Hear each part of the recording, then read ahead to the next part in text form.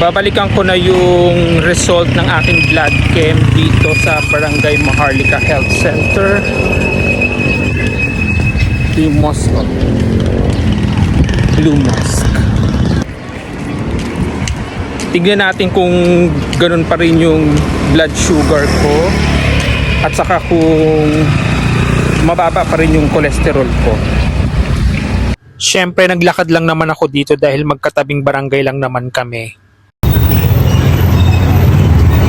Nandito na ako.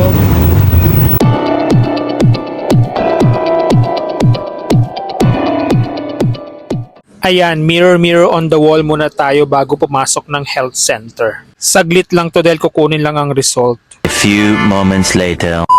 Ayan, nakuha ko na yung result ng aking blood chem dito sa Barangay Maharlika. At mukhang good news ang aking glucose sugar. Wala na sa red flags, mababa na siya.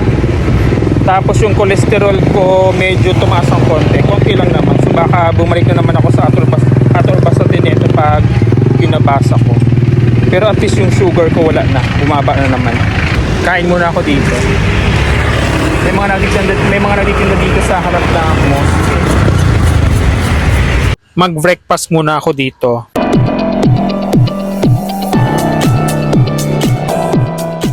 Bumili ako ng mga Shanghai dito. Sa